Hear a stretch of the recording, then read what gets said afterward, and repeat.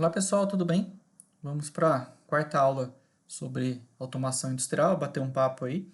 O que a gente vai ver hoje? Um pouquinho aí de processos industriais e variáveis de processo e virtualização, tá? Então vamos seguir aí. Então basicamente a automação industrial pode ser dividida em duas modalidades quanto aos tipos de processo, né? Processo da manufatura e processos contínuos, né? O que seria isso, né? Qual que é a diferença de cada, processo? Então, o processo da manufatura são aqueles em que há grande movimentação mecânica de partes. O exemplo mais clássico é a indústria automobilística, na linha de montagem, né? Há robôs, soldadores, esteiras, transportadoras e outros sistemas, né? Então, a gente vê uma linha de montagem de veículos, né? Indústrias que tem ali uma produção em série de um determinado produto, né? Ela é classificada como processo de manufatura. Tá? Já os processos contínuos são caracterizados pela pouca movimentação mecânica de partes. Uma estação de tratamento de água, exemplo, né, aí, as grandes vezes mais comuns nos processos contínuos são temperatura, vazão e pressão. Bom, então esse já a gente vê muito aí usado em usinas, né, em termoelétricas, você vê aí usinas de etanol, açúcar, né, que são processos já voltadas, né, como se diz aí, voltados para o controle de entrada de grandezas, né? Então já não tem um produto, existe um produto específico, mas as partes em si são fixas, né, que dependem de outros fatores para estar aí movimentando, né? Eu não tenho grande movimentação de máquinas para estar executando, e sim do processo em si. Tá? E seguindo aí, então, há muitas fábricas em que ambos os processos devem funcionar conjuntamente. Por exemplo, a indústria de bebida, na qual há processos contínuos na produção do líquido, né, e da manufatura no seu envasamento de transporte.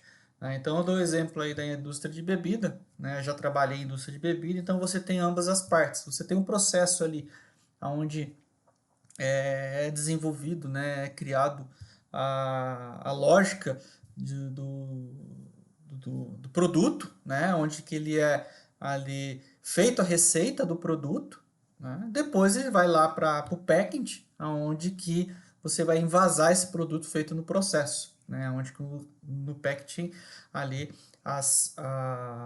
o processo é bem mais rápido, né, bem mais contínuo, vamos falar assim, contínuo e falo em questão de produção em série, né? Então ali você tem máquinas que está enchendo, você tem máquina que está coletando isso do transporte, tem máquinas que está ali fazendo, assim, vamos falar assim, o estoque, né, da parte de logística, então é bem interessante, ok? Então, um exemplo aí, um pouquinho desses dois tipos, né, de coisa. Então, e existe também uma outra classificação, né, que a gente coloca. Outra classificação aceita para os sistemas automatizados de produção está relacionado ao grau de flexibilidade sendo definidos em três tipos básicos, né? Automação rígida, programável e flexível, né? O que seria aí cada uma dessa, né? Então aí já entra um pouquinho a questão aí de projeto, né? Você quando vai fazer um projeto numa indústria ou algo assim, você vai entender ali como que pode ser classificado o seu produto, né? Como que você vai desenvolver essa lógica para estar entendendo a necessidade do cliente, né? Então vamos para a primeira, né? Então a gente tem uma escala, né, de que quanto maior a variedade do produto, né, aumenta o tipo de programação, né? Então, eu estou aumentando a variedade de produto, então eu vou escalonar da rígida para flexível e a programável. Né? Então, no volume de produção, eu defino, né, e na variedade do produto. Se eu tenho muita variedade, né, e pouca produção, eu vou ali fazer uma automação programável, né? Se eu tenho muita variedade, né, e muita produção, aí eu tenho a automação rígida que ela é fixa naquele ponto, né? Então eu defino que a automação rígida ela não muda. Então eu tenho que produzir mais com ela porque ela é mais, vamos dizer assim, confiável, ela não é manipulável, tá? A flexível, ela está entre as duas ali, né? Eu consigo deixar ela fixa e ao mesmo tempo conseguir ali modificar, tá? As questões ali do programa em si, tá?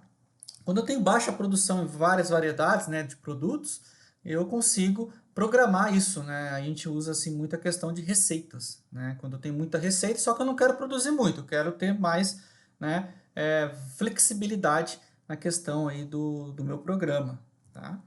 Então, ao pé da letra, a automação rígida está baseada em uma linha de produção projetada para a fabricação de um produto específico, né? Apresenta altas taxas de produção e inflexibilidade no equipamento na acomodação da variedade de produção. Isso quer dizer o quê? Eu compro uma máquina para fazer só aquilo. Né? E o que ela vai fazer? Ela tendo só um tipo de produto, a tendência é produzir mais, porque a taxa de manipulação é zero. Então eu tenho uma maior, quando eu necessito de uma maior produção sem a necessidade de manipulação, então minha automação ela é rígida, né? São as máquinas que trabalham num produto só, né? Não muda, né, o tipo de formato, tá? Para esse tipo de automação rígida, né? A programável. O equipamento de produção é projetado com a capacidade de modificar a sequência de operação de modo a acomodar diferentes configurações de produtos, sendo controlado por um programa que é interpretado pelo sistema, diferentes dos programas que pode ser utilizado para fabricar novos produtos. Esse tipo de automação é utilizado quando o volume de produção de cada item é baixo, né? Então eu tenho diferente de uma máquina que só produz um produto, né? Nessa programável é o mesmo produto, porém com condições diferentes, né? Eu consigo ter eu consigo manipular, mas não tirar a funcionalidade da máquina, né? Ela não vai deixar vamos falar, uma enchedora de garrafas, né? Uma enchedora de água mineral, de cerveja, o que é? Ela é uma enchedora. Eu consigo manipular o quê? O tipo de produto que vai dentro dela. Então eu consigo ter altas taxas de produção porque ela só faz isso, né? E eu consigo manipular o tipo de produto, a questão, só que sem tirar a característica básica da máquina, tá? Então isso aí já seria uma automação programável, né? Uma inserção de receitas e algo assim, né? Seguindo, a flexível, né, reúne algumas das características da automação rígida e outras da automação programável, né? O equipamento deve ser programado para produzir uma variedade de produtos com algumas características ou configurações diferentes, mas a variedade dessas características é normalmente mais limitada que aquela permitida pela automação programável. Então, a flexível, eu faço um e outro, porém, eu não mudo a base do sistema, né? São poucas intervenções que eu consigo fazer ali dentro, né? Então, a gente, voltando, né? A programável, o equipamento de produção é projetado com a capacidade de modificar a sequência de operações, né? Então, eu mudo a condição da máquina para ela trabalhar. Ela trabalha com diversos produtos, né? Da mesma forma. Já a flexível é a mesma máquina, porém com limitações, tá?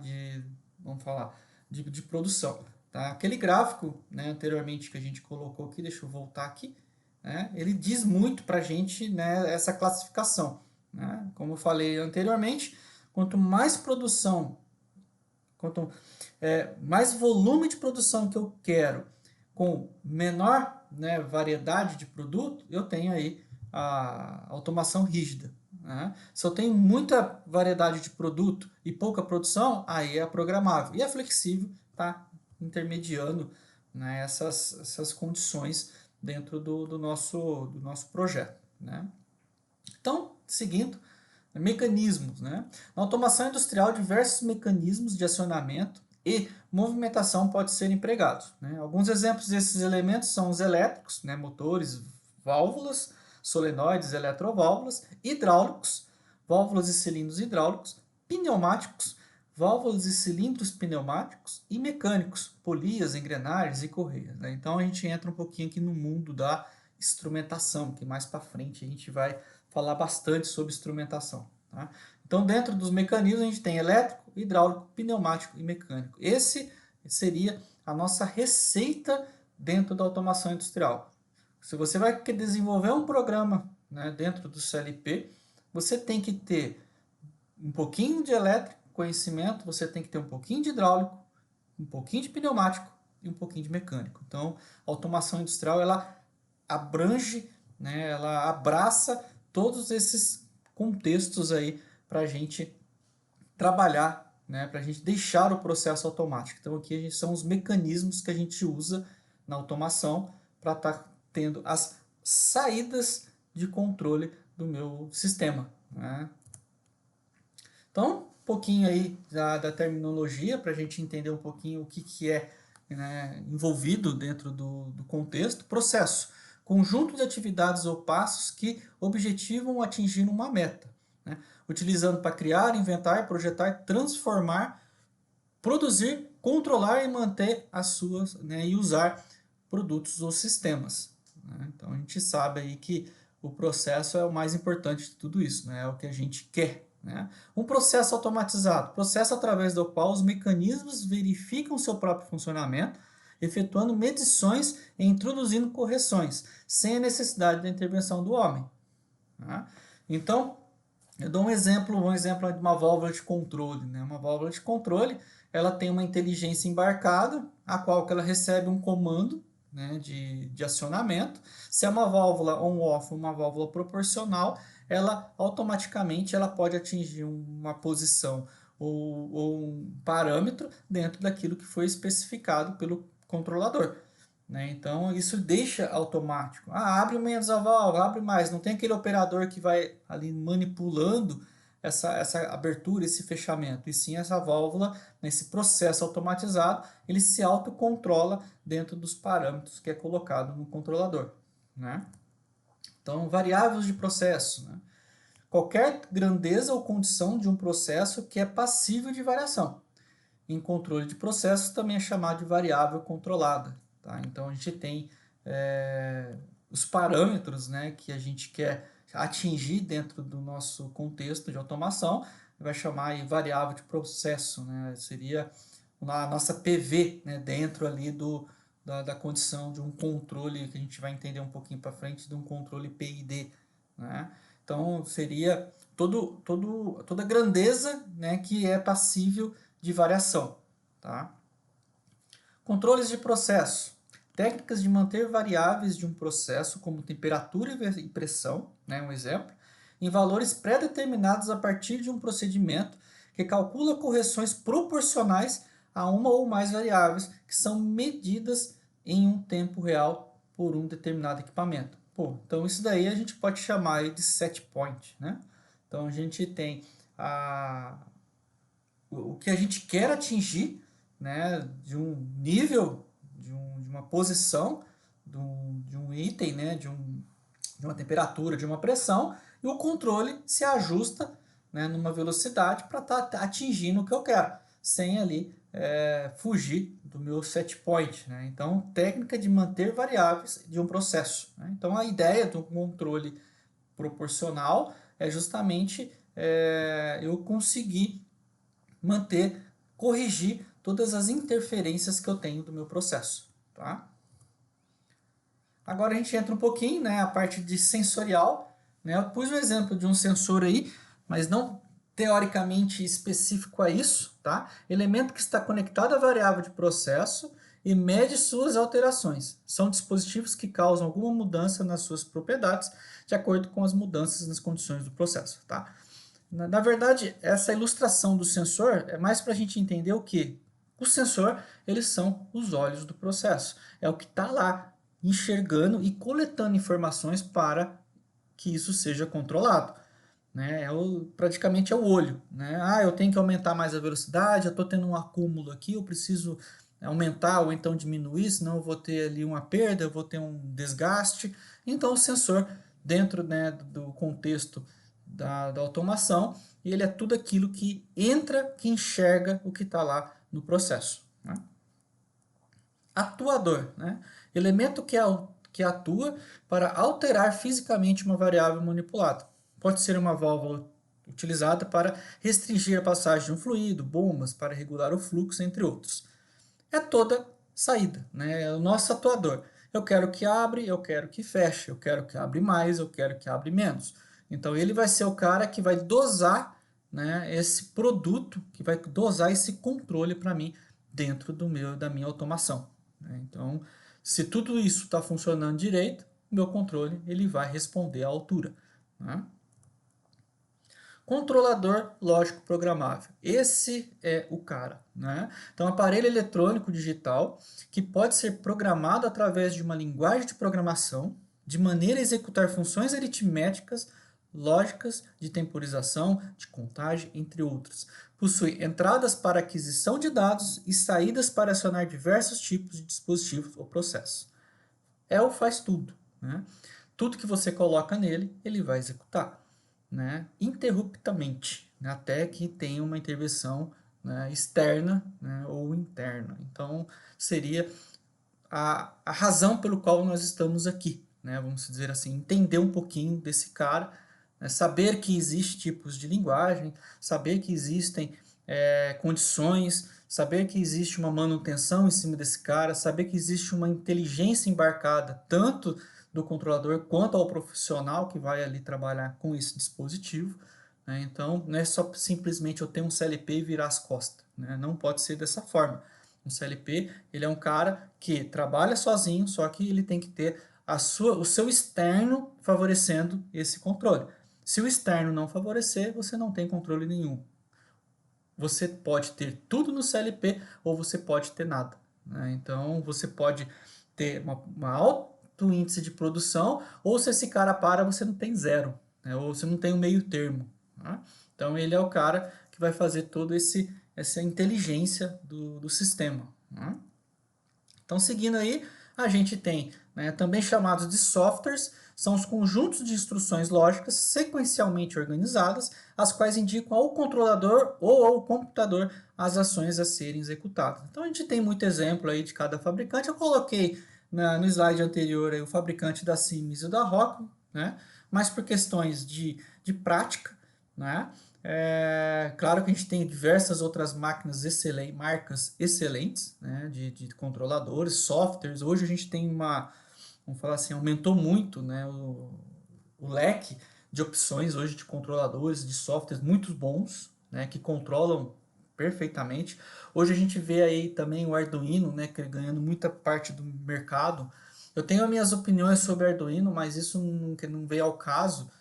Mas tudo que é bom, né, que tenha confiança e que tenha profissional para dar manutenção, que seja bem-vindo, né, ao nosso processo, porque isso é de extrema importância, né? Não adianta eu ter uma tecnologia muito boa se eu não tenho um profissional ali para manter bem treinado, para manter isso tudo funcionando bem, né? Então, seguindo aí, então a gente tem, para todo CLP, existe um software. E esse software, dedicado a ele, que conversa a língua dele, né, que acessa as condições, que acessa diagnósticos, né, que eu consiga ali exportar informações e assim ter uma condição, né, para trabalhar bem e com uma confiabilidade muito alta, né? Eu estou, né, seguindo, né, com essa ideia justamente para a gente esclarecer um pouquinho sobre o que é, né, a automação industrial e o que é usado, né, para isso. Porque hoje quem está começando na indústria, está começando, né, com o controlador, começar com CLP, tem muita dúvida, qual que é o software que eu uso, qual que é o CLP certo. Então isso vai depender muito, né, das condições que a indústria aí entrega e favorece, né? Bom, pessoal, então, seguindo um pouquinho aí no nosso treinamento, a gente vai falar um pouquinho agora sobre virtualização. Virtualização, o que seria isso, né? É a tecnologia que você pode usar para criar representações virtuais de servidores, armazenamento, redes e outras máquinas físicas. O software virtual imita as funções do hardware físico para executar várias máquinas virtuais simultaneamente em uma única máquina física, né? Então vamos seguir aqui. As empresas usam a virtualização para usar seus recursos de hardware com eficiência e obter maiores retornos nos seus investimentos. Ele também potencializa os serviços de computação em nuvem que ajudam as organizações a gerenciar a infraestrutura com mais eficiência. Por que a virtualização é importante? Ao usar a virtualização, você pode interagir com qualquer recurso de hardware com maior flexibilidade. Os servidores físicos consomem eletricidade, ocupam espaço de armazenamento e precisam de manutenção. Os servidores físicos consomem eletricidade, ocupam espaço de armazenamento e precisam de manutenção. Né? Então, um ponto mais importante, né, de você usar aí um sistema virtual. Né? Então, vamos lá. Muitas vezes você fica limitado pela proximidade física e pelo design da rede se quiser acessá-los. Tá? A virtualização remove todas as limitações ao abstrair a funcionalidade do hardware físico no software. Você pode gerenciar, manter e usar a infraestrutura de hardware como uma aplicação na web. Tá? Vamos seguindo, né? Depois a gente vai entrar em contexto. Tá? Então, beleza? Para entender adequadamente a máquina virtual baseada em kernel, né, KVM, né, primeiro você precisa entender alguns conceitos básicos de virtualização. Né? A virtualização é um processo que permite que um computador compartilhe os seus recursos de hardware com vários ambientes separados virtualmente. Né? Só para um contexto, né, para quem não sabe, né, o kernel é o cérebro, né, do computador, peça fundamental dos sistemas operacionais. Ele é a ligação entre o processamento de dados e os programas. Mesmo estando presente no Windows e no Mac, né, OS, por exemplo, ele ficou mais conhecido como um desenvolvimento do Linux. Então, eu tenho lá o kernel, que é o que hospeda, né, o processamento, né, com o software, né, ele teoricamente ele suporta todo o sistema, né, de virtualização. Tá? Cada ambiente virtualizado é executado dentro dos recursos alocados, como memória, capacidade de processamento e armazenamento. Né?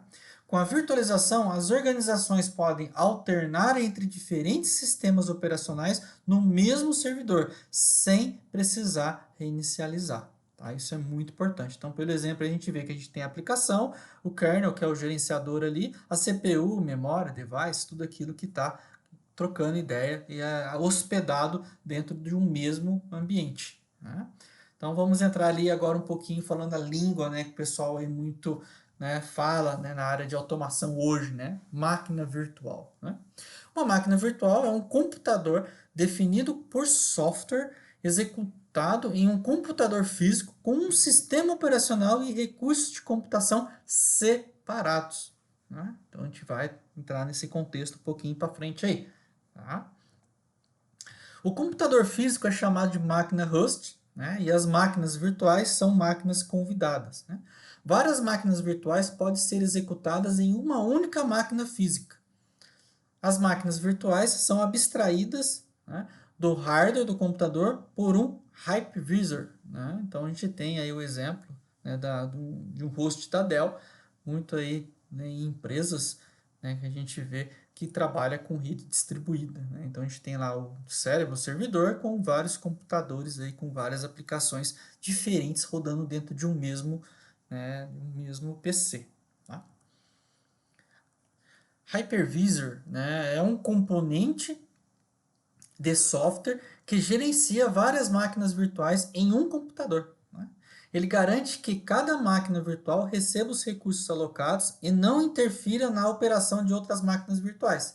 Existem dois tipos de hypervisors. Né? Então a gente tem ali o exemplo, né, do computador, né, o hypervisor gerenciando, né, fazendo ali tipo uma barreira, né, de gerenciamento para as máquinas, né, que está ali alocada dentro do mesmo ambiente.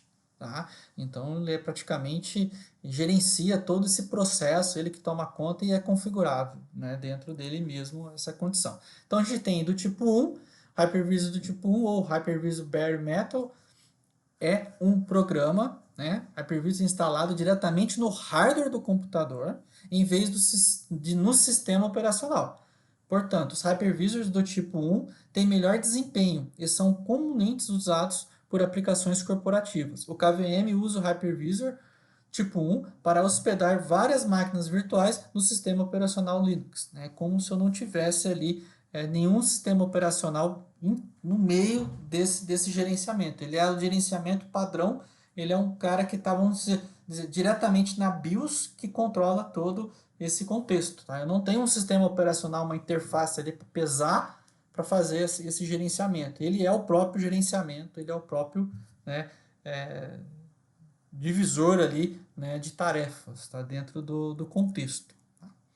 E do tipo 2, né, ele é o hospedado, né, que fala, ele é instalado em um sistema operacional. Né? Os hypervisors do tipo 2 são adequados para a computação do usuário final. Então eu tenho um computador na minha casa, eu instalo, né, um hypervisor no meu PC e dele eu gerencio outras máquinas. Tá? Então a gente tem, né, vai fazer alguns exemplos aí para frente para a gente situar, né, as condições. Tá? Então, softwares, né? A gente vai falar aqui dos 4 mais utilizados, né, com sistema virtualizado, né? Então a gente tem a VMware, né, a vSphere, Xi, né? Então ela tem a Xi, ela tem a VMware vCenter, que ela faz ali toda a hospedagem, né, desses ambientes, tudo aí separado em árvores, né, de projeto, em clusters, né, físicos. Né? Então, em um cluster eu posso ter mais de 30 computadores alocados internamente. Tá? Outra é a Workstation, né, mais próximo aí da gente, da área de automação hoje em dia, né, para quem aí está querendo, né, aprender, né, alguma plataforma e não quer instalar a plataforma no computador, então a gente usa aí a Workstation, que é diretamente aí, do usuário final. Tá? Essa é do tipo 2 porque ela é instalada no seu PC, no sistema operacional. Ela não está por trás do Windows, né? Ela está na frente do Windows instalada. Né? Então, aí o exemplo aí da Workstation. Né? Então, eu tenho a árvore ali do lado esquerdo, onde que eu tenho várias VMs, né, separadas por abas, né, tudo um computador diferente do outro. Né? Eu tenho aí a Hyper 5, né, que já é da Microsoft, que ela faz a mesma função da VMware, apenas de outro fabricante. Tá? A terceira, a gente vai falar aí da VirtualBox, também utilizada para ambiente. Né? E na quarta, a gente tem a Hyper-V da Citrix, que faz também tem a mesma função dos outros fabricantes. Né? Bom, então concluindo, hoje a gente viu os tipos de processo, né, manufatura e contínua, né, viu aí os tipos de programação, né, e para a gente fechar, né, hoje, né, a nossa aula, a questão da máquina virtual, vou contar uma historinha para vocês entenderem um pouquinho de máquina virtual, né, isso praticamente é a dúvida de 90% das pessoas que começam, né, na área de automação industrial tem dúvidas sobre isso, a questão para que serve. Pensa, uma máquina virtual, o cara já imagina uma máquina lá no processo virtual. Né? Máquina virtual que a gente fala é o computador virtualizado. Máquina é o computador. Tá? Entenda como isso. Então seria um computador virtualizado, que ele não existe fisicamente, mas ele existe. Né? Você tem o seu computador, né, o seu laptop, o seu desktop. Dentro dele você tem o hardware físico, você tem o processador, memória, né? Você tem tudo ali para ele funcionar e você tem a interface, que seria o sistema operacional, que é o Windows. Né? Então tudo que você trabalhar nesse Windows, você está trabalhando, vamos falar, um por um no seu hardware, na sua memória, tá? O que ele está trabalhando está ali. Então vamos imaginar uma história de que eu sou desenvolvedor de software e eu preciso testar esse software. Né? Eu não sei se esse software vai funcionar direito para mim. Então, o que eu faço? Poxa, onde que eu posso testar isso, que se não der certo, né, eu não tenho que formatar o computador, não venha corromper meus arquivos do Windows e tudo mais da minha máquina física. Aí entra, poxa, existe a máquina virtual, onde que ela é isolada do meu computador físico, e eu posso estar instalando, né, esse meu software que eu desenvolvi nessa máquina virtual, testando, né? Se der algum problema, o que eu faço? Eu excluo essa virtualização, crio uma outra virtualização limpa e vou testando. Né? Outro exemplo, eu tenho que instalar um software de automação industrial, só que ele só é compatível com a versão 7, é um software antigo e tal. Pô, mas meu computador é o Windows 10, ele não instala no 10, e agora? O que eu faço? A gente vê muito caso de planta antiga que não tem aí sistema operacional, né, já está obsoleto. E hoje a gente já está já no Windows 11, né? Então, o que eu faço? Perdi? Não. O que eu faço? Eu crio uma máquina virtual, uma virtualização de Windows 7, pego esse software e instalo nessa virtualização, né? E hospedo essa VMware, vamos trabalhar com VMware, né? Vamos falar de VMware. Eu instalo essa VMware no meu computador, né, principal da fábrica, né, e rodo o meu PC com o sistema operacional 7, instalo tudo nele. Se eu precisar, se ele corromper ou perder, eu excluo ele e crio outro. Então é virtualizado. Na verdade, a questão de virtualização, ele vai usar dos recursos de hardware do seu computador físico.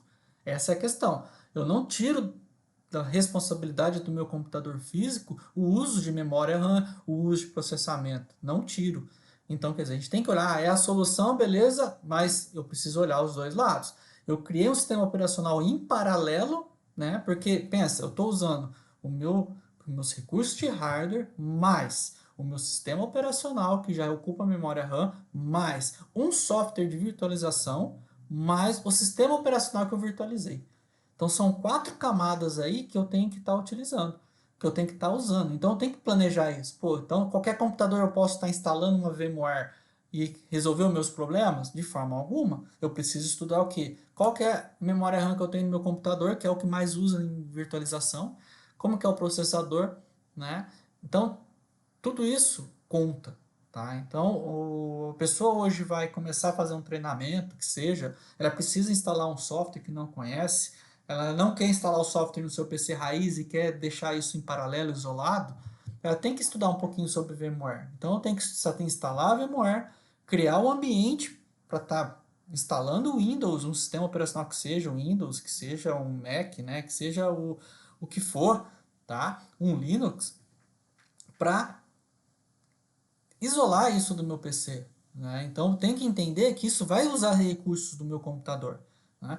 Aí o pessoal fala, vou fazer um treinamento, mas eu não tenho software, não tenho como manipular ele, não tem como estudar. Tem, você vai ter que instalar a VMware e a partir da VMware você conseguir ali fazer, né, todo o trabalho. Então a VMware e a VM, né, são duas coisas separadas. A VMware é quem hospeda as VMs, que são aquela árvore de vários computadores que a gente tem ali dentro, né, do computador.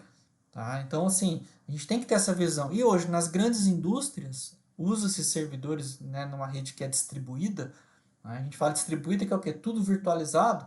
A empresa ela é muito mais fácil ela investir em um hardware só potente do que vários desktops separados pela área. Imagine você tem uma empresa grande e você tem 50 setores, você vai ter que ter ali 100 máquinas, porque você vai trabalhar redundante, né? 100 PCs, além de esses PCs estarem nas áreas, qual é o risco ali, né, de sujeira, corre o risco ali de temperatura não adequada, corre o risco de você ter um profissional ali para estar mantendo, um profissional ali de campo para estar trocando, para estar reinstalando. Então, muito mais fácil eu ter um CPD, né, com um host instalado, com uma VMware, né, com uma VM, com um vCenter ou uma Xi, né, que seja da família da Hyper-V, né, que seja de outro fabricante, né, com 50, 100 máquinas virtuais ali dentro, trabalhando redundância, né, com 2 hosts, mais uma storage que são para suportar, porque eu preciso da storage para salvar os arquivos, né, para ter ali o armazenamento de dados. Tá? Então, para a empresa é muito mais fácil, porque eu tiro das áreas a responsabilidade e jogo isso dentro do CPD. Tá? Então, com um sistema montado. Aí é que a gente entra no detalhe da profissão do técnico de automação. Tá? Isso é automação ou isso é TI? Tá? Como que é isso? Como que isso funciona? Quem que separa isso? Né? Então, eu tenho que ter um profissional de TI que conheça automação, né? Que conheça a situação de como é. Tá? Será que o pessoal de automação está pensando que no futuro dele, no crescimento profissional, ele vai ser de TI? Né? Na verdade, a gente fala hoje OT, né? Operation Technology. Né? Então, a gente tem que começar a olhar para frente, olhar para cima, que hoje as multinacionais trabalham tudo em sistema distribuído. Né? Com assim, a facilidade que hoje a gente tem. Várias empresas hoje integram isso. Você pega ali CPDs com suítes dedicados somente para a área de automação de processos, né? Você hoje tem firewall, você tem condições hoje de manipulação de portas. Dentro de uma mesma rede, você trafega rede corporativa e rede de automação. Então, está um negócio bem estruturado hoje para a área de automação e está faltando um profissional para isso. Porque as escolas de automação não ensinam essa parte de TI. Né? Então, hoje é muito mais fácil eu pegar um cara de TI e ensinar automação industrial do que pegar um cara de automação industrial e ensinar TI. Porque é uma condição, é um leque muito grande. Né? E as empresas hoje vai rebaixando cada vez mais o cara de automação de fábrica, de chão de fábrica, e pagando bem para um cara de TI aprender automação e seguir na carreira. Tá? Então fica essa dica aí. Né? Então a gente precisa, sim, olhar para frente, né? Entender um pouquinho dos processos hoje de tecnologia que está avançando, entender muito sobre virtualização, que é o futuro, já está sendo presente isso nas grandes indústrias. Né? Eu não quero mais ter computador no campo, eu quero ter um CPD bem refrigerado, protegido, né? Fechado a 7 chaves ali, com um host trabalhando tranquilo, né? Suportando toda a minha indústria, suportando todos os meus clientes, né? Das áreas. Né? Então, quanto menos computador no campo, melhor para o sistema, tá? Bom, pessoal, então é isso por hoje. A gente bateu um papo legal aí sobre tipos, né, de programas, tipos de processos e também de virtualização. Muito obrigado pela atenção e até a próxima videoaula. E não esqueçam aí de dar o like, compartilhar com seus amigos, comentem sobre o conteúdo, coloquem temas para a gente debater, para a gente conversar. Tá? Isso aí ajuda muito ao crescimento do canal e também as outras pessoas que estão interessadas aí no conteúdo. Beleza? Muito obrigado pela atenção e até a próxima vídeo